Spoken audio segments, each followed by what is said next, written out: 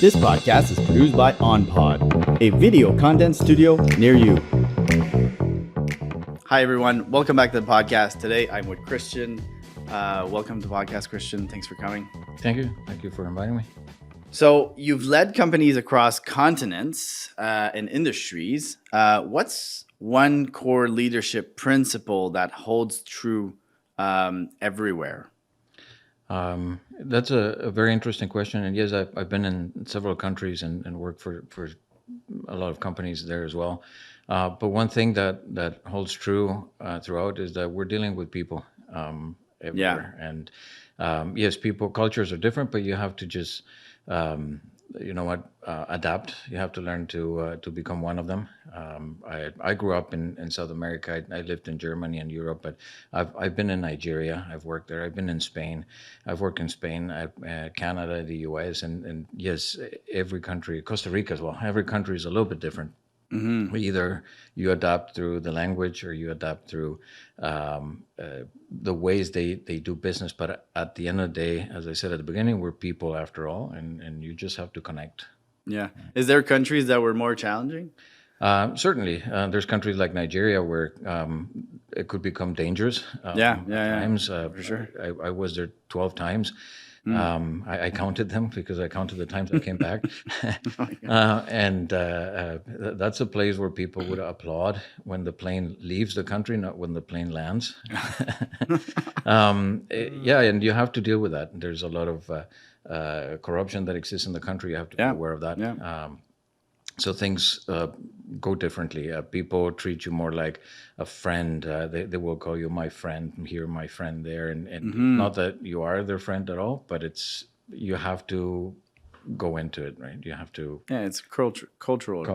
Yeah, culture. What separates a strong business development strategy from just chasing leads and just trying to make it? You know what? Similar to what I said before, it's connecting with people. I think the best that you can do is always make sure that you connect with people, you connect with your clients, and you are different than your competitor. That's what you need to achieve. And with that, I mean also connecting in a genuine way. You have to connect in a genuine and in a personal way. Not everyone wants to share all their personal life, is not what I mean, but there's a lot of things that can connect you with your client. It could be the language. I've dealt here in Ottawa with a lot of people from Spain. Since I speak Spanish, I connect through the language. It could be sports, hobbies. I always believe in meeting in person, really making sure that people know where to find you, be reachable, be approachable. And I think these are the most important things to make a difference, and not just going after leads. Going after leads is easy. There's lists, there's platforms. But really, if you want to win the work, if you have to win their trust. Yeah. Yeah. They have to want to work with you and you connect with people, right? So I think that's really important. That makes sense. When stepping into a new executive role, what's your first 90-day playbook that you follow? You know what? It's a very interesting question because I use the 90 days indeed. Oh yeah, every single time. 90 days seems like a good number. It's 3 time. months where you start, and you really need to dive deep into the new company, into the new market eventually, or the new. In my case, I change locations as we discussed before. So it's a new culture. Even within Canada, it's different to do business in Ontario than doing business in Quebec. It's different to do business in Ottawa than doing business in Toronto. Okay. Yeah. So when I came to Ottawa, I moved from Kitchener.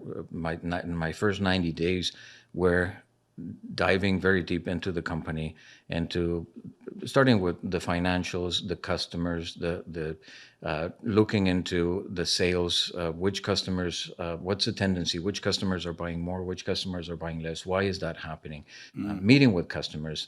But part of that 90-day for me, because I was new as well, was becoming one of the guys, one of us in Ottawa.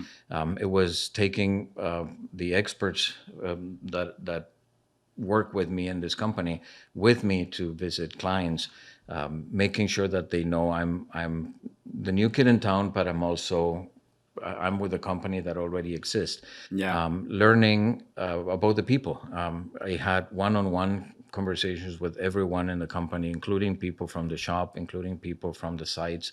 Obviously, not everyone from the sites. We had 200 people working on the sites, but that Hmm. was very important for me. And in the first 90 days, I always believe I did this with every company is that yes, you might have to make changes, but don't make too big moves because you are a big change already for the employees. You're starting in a new company where nobody knows you, nobody knows your style, nobody knows what's going to happen. So the best you can do is really learn from them, Hmm. listen to your employees, to your teams, be part of them, and if you make changes, try to make changes that make sense and that also come from within, from those employees who have given you those ideas because they know better. Right? It's your first Hmm. 90 days. You don't know until you have seen Yeah. it. Right? So that is, and it's been in different ways. I've done workshops, for example, in order for me to get people engaged from different departments, so that I can observe and learn what is happening through those workshops. So you can learn more about what you need to do in the future. Yeah, and it's interesting what you say about not changing stuff too fast. I was speaking with somebody this morning on another podcast, and she works with people to like sell the business or buy a business. And some people would buy, a new business, become the new owner, and then they would change a lot of things because they want Yeah. to get involved and stuff, and that would break things down. Yes. Right. So I think that is important to not do big, to listen and not do Yeah. big. No big moves at the beginning. There might be important changes that you have to do, but do them, engage people, engage the team in Hmm. those changes, so that it's part of their ideas and they're part of the change. So it's not you, the new guy, doing this. Yeah. You're not just saying, like, let's do this. You're kind of asking them and then maybe telling them, like, would this be a good idea? Yes. And then they feel part of it, Yeah. and then And it how feels can we good. do this? And Yeah. right. Yeah. Yeah. That makes sense. What's your approach to balancing operational detail with strategic vision? For example, I'm a lot more focused on sales than operations. Okay. I do have the experience in both. However, you cannot be experienced in everything. So what I would always say is have a strong team, build up a strong team, and have experts that will help you navigate those. So you have your strategic vision, you have the idea, your goals, where you want to go. But first of all, before you build them, you have to build them in accordance and together with all the departments and with operations. But the first thing that I think is very important is to get the buyout from the operations for the Hmm. vision and from all the departments for what matters. Hmm. One of the things that I did in several of the companies that I work is I have a big board on the wall, and I write the vision and I write the goal. And I remember once the goal was we want to have 50% market share, and within 4 years we went from 24 to 48% market share. So we reached that target, Hmm. or when we're very close to it, but that wasn't possible, or would have not been possible without the buyout of operations, of the teams, of the different departments. They Hmm. had to believe in that as well. So if you have all the teams believing in your goals and the vision and the reasoning behind what you're going to do, Hmm. that's how you can combine operations and your strategic vision. Yeah, because I presume in a lot of business, like the people that are kind of just working in the business, the employees are not always don't always know the vision of the founder, and yeah, that would create not an issue, but it would be harder to reach that vision if you're not on board or have that goal to aim. Yes, and you bring up a very important thing. It's communication and being transparent. And a lot of these companies, we implemented together with the teams different strategies to keep people informed. And we had, in our industry, we have a lot of people working on the job sites, and they came to the office sometimes, and we would have, we implemented it. Like a newsletter in the company, as an example. Yeah. Today you can do it more digital, but back then it was Yeah. a piece of paper that was Okay. delivered to the people, and they would come and say, "I didn't know we were working on these jobs. I didn't know we were doing this, or we were working towards this target," and that got them a lot more excited, a lot more being part of it, understanding, being able to tell their children, "I built this," or the company I Yeah. work for is building this, that feeling of community, a feeling of belonging, and with that, it truly works wonders. Yeah, no, that makes sense. What are some of the common barriers to growth you've helped companies overcome? One of them is change. Willingness to change is hard. You are change when you come to a new office, to a new company. That's one. But you want to bring change. There's a reason why you start in a new company as well. It's because they need maybe new direction. They need changes. So change is one of the things that has been a barrier, a typical barrier. Other barriers that you can find is also trying to do new things, thinking outside of the box. Companies that think we have done it like this all the time, and it has worked. But as an example, there was this one company that hired me because things were not going that well. Their market share was going down. They were losing business. They didn't understand what was happening, and one that the challenge was to investigate properly inside of the company why this was happening. In fact, that's a company that went from 24% to 48% in 4 years, together with the team. So these are barriers that I've helped overcome, or also the understanding of new cultures. Coming from Germany, it was very hard at times to really convince Germans that it's only because it's made in Germany, it's not necessarily always the best. It might be the best in Germany, but it doesn't need to be the best in Canada or in the US or elsewhere. For them to understand that the same product might not work in both countries. So these are challenges that we overcame. In that case, in that company, what we did is we adapted, or we modified the product in order to be a fit for the Canadian and US market. It was a different product in a sense, and also adapting to in different markets to the needs of the clients and the expectations of the clients. They're different. So these are typical challenges.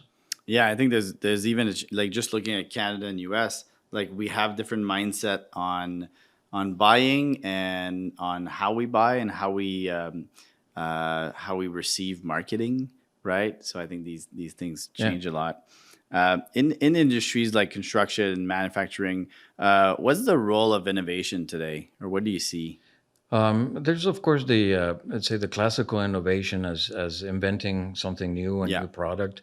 That is certainly part of it. But I think the most important innovation is really the ability to adapt and to be better than your competition, better than others, to become an advisor, to be the person, the guy, the go-to guy, to find ways to connect to your clients so that they come to you to solve their problems, right? So that you find solutions. I think that finding the solutions for your client needs is the most innovative thing that you can think of.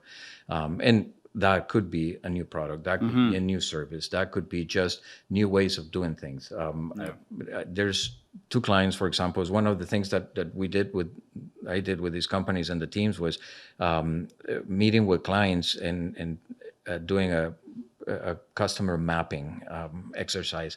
What it is asking the client several questions, several times, why do you need this, but why is it like that, and to find out really why.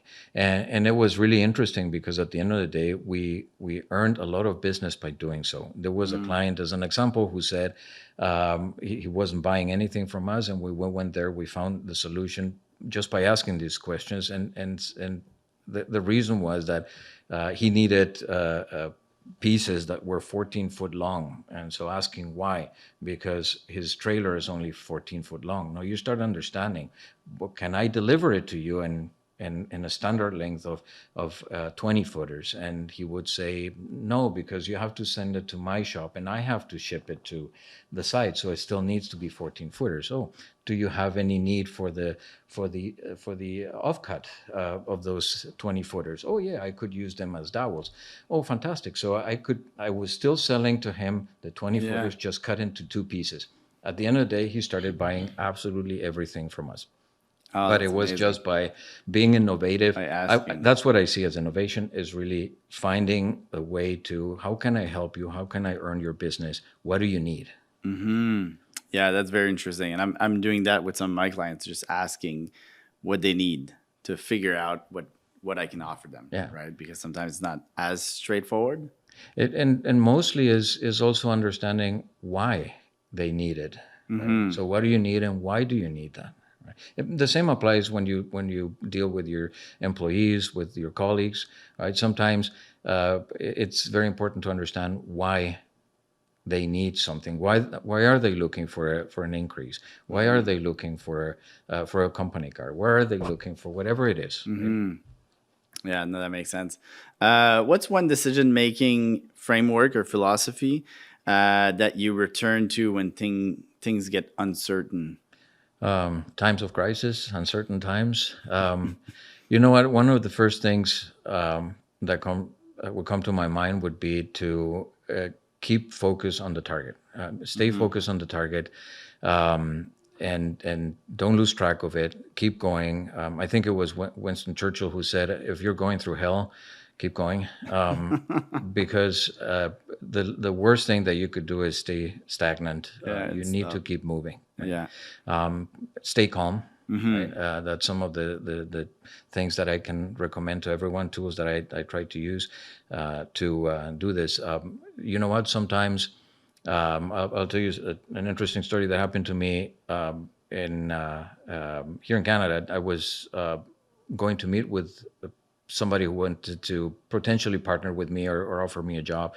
That was in Toronto. I lived in Kitchener and I had to drive, and all of a sudden I should have known better, traffic, and I wasn't going to make it, and I was going to be late. Yeah. And I started running after I parked. I was already late, and I saw him. I remember this picture. I saw him through the window, and he was checking in, so he was late too. And It is Toronto. Yeah, it is Toronto after all. So he was delayed too. But just briefly before I had seen him, there was a guy on the street. This is in the winter. He was freezing. He was asking me for money, and I truly didn't have anything. But then at that point, I decided, you know what? I do have 20 US dollars. I had been in the US before. So I walk around the corner, even before going to the hotel, I gave him the $20, and that let me, and this guy was so thankful, right? And I felt that that thankfulness of this guy. He was really, really happy to see that, and that calmed me down. And I understand that that could be seen a little bit as, you did it just to feel better. Certainly made me feel better, but at the end of the day, you also help somebody. But the idea is find ways to be able to calm down, to relax. You know what? That meeting after that went so well. In fact, the next day he made an offer. Right. So focus on the target, stay calm. Right. The target was to hopefully have an offer. The target was to connect with this person. Right. And it worked out, but only because I was able to calm down. I was able to bring it down to a level where I could negotiate with him, where I could talk to him. No, good, really good info. Yeah, I'm just thinking about some stuff like in my life, when I'm really stressed and things like that. So it is good to sometimes take a step back. Yes. So last question: what advice would you give someone that is a first-time GM or VP, stepping into a really high-pressure role? Any advice or guidance for them? 100%. I thinking of who I was when I started, when I had my first job, is that when we're in potentially in our 20s, 30s, we think we know it all, and the first thing would be understand that you weren't maybe, and actually nobody was born a leader, so or a VP or a GC GM, but we have skills. Use them wisely. Be genuine. Be understanding that you don't know it all, and learn from others. Surround yourself with other people. In this world, there are millions and billions of people that are more intelligent than I am, but it is important that if I know who they are, they're resourceful. So surround yourself with them. Yeah. And lead by example. Become one of them. Become one of the guys. Right. Be part of your team, and learn from them. That would be my first. Is don't think you. And you might know a lot of things. I'm not saying that a new person wouldn't know it, but just be humble, and learn from others, and they will respect you for doing that as well. They will understand that, yeah, you might be the new young person, or the first VP, you've never done this, but if you connect with them, if you learn from them, they will follow you. 100%. Perfect. Well, thanks for joining us. Thank you so much. And yeah, hope to talk to you again. Thank you. Same here.